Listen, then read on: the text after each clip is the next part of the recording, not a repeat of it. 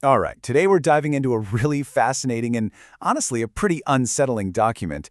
It's the testimony of a whistleblower, a woman named Amina Hassan.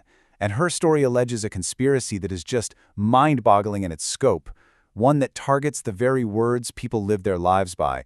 It really makes you ask a crucial question for our times. In a world of deep fakes and disinformation, how do we protect everything that's written? Okay, let's get into it. Right out of the gate, the testimony just hits you with this. I mean, what a claim. This isn't about some academic debate or a simple mistranslation.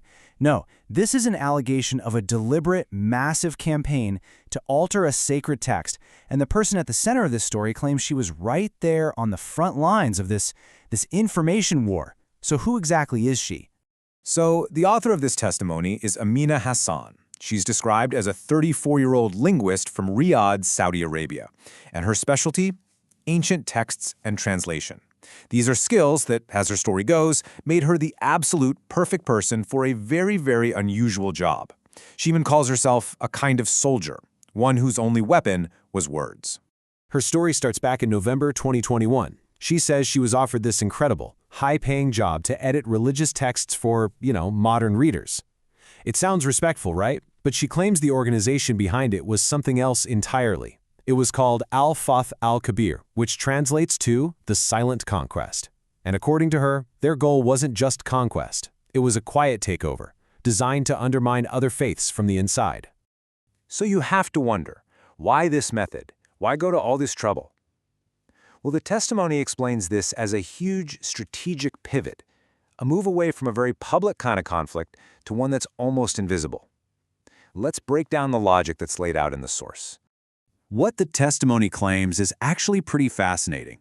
It says the organization's leaders took a hard look at their old strategy, violence and armed conflict, and realized it wasn't working. In fact, they noticed that in places like Africa and Asia, all the persecution was actually making Christianity grow faster. So they came up with a new plan. If you can't break a faith from the outside, you poison it from the inside by corrupting its most important book. And the scale they were allegedly working at is just staggering. The testimony claims that by November of 2024, they had produced over 1 million counterfeit Bibles, and not just in one language, but in English, French, Spanish, Swahili, you name it. And these weren't supposed to be cheap knockoffs either. They were designed to look and feel exactly like the real thing. And the source material gets even more specific. It lays out a plan for the year 2026. The idea was to do this massive giveaway. Hundreds of thousands of these altered Bibles, framed as a gift of interfaith goodwill. The targets? Ministries in developing countries, places that would be thrilled to get free resources and would probably never even think to question what was inside. Okay, so what exactly did they change? This is the real core of the testimony. It stresses that these weren't just random edits. No, these changes were like surgical strikes, aimed right at the foundational beliefs of Christianity, using tiny alterations to make a huge difference. Let's look at a really clear example from the Gospel of John. The testimony alleges that in John 3:16, probably one of the most famous verses in the Bible, the word son was swapped out for prophet. Now that might seem like a small change, but think about the impact. It completely changes who Jesus is, shifting him from a divine figure to a human one. Here's another example of this really subtle approach. In John 14:6, just by changing the word the to a, you take a statement of total exclusivity and turn it into just one of many options. It's the difference between saying this is the key and this is a key. It suggests Jesus is one path among many, not the only one. And the pattern continues. In 1 Timothy, the idea of one mediator is supposedly replaced with the idea of many paths. Again, it seems like a tiny change, but according to the source, the whole point was to slowly and carefully dismantle the entire belief system piece by piece. So when you pull back and look at all the alleged changes together, you see it wasn't random at all. The testimony claims there was a clear hit list of core ideas: the divinity of Christ, how salvation works, the Trinity, the resurrection, even the authority of the book itself. It was basically a campaign to rewrite a religion from the inside out. But this is where the story takes this just incredible turn. The very words that Amina Hassan was being paid to corrupt allegedly became the tool of her own conversion. This is really the climax of our whole story. According to her testimony, it happened on November 19th, 2024. She's working on the Gospel of John, doing her job, and she reads this verse. She says those words, "Apart from him, we could do nothing," just hit her with this unbelievable force. And right there, it triggered this huge crisis of conscience.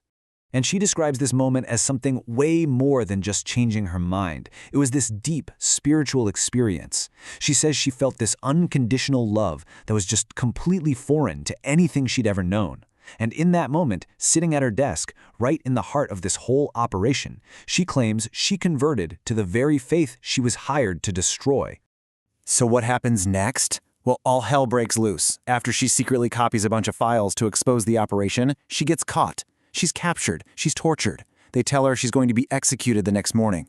But then, her story takes another wild turn when a chaotic raid on the building gives her a chance to escape. Eventually, she was smuggled across the border into Jordan, but her nightmare was far from over. So that brings us to today. Amina Hassan is now in hiding, and her testimony is basically an urgent warning flare, an attempt to use the information she stole to tell the world about the threat she believes is still very, very real. As you can imagine, her situation, as the source describes it, is incredibly dangerous. She's reportedly on a hit list, constantly moving, living in fear for her life.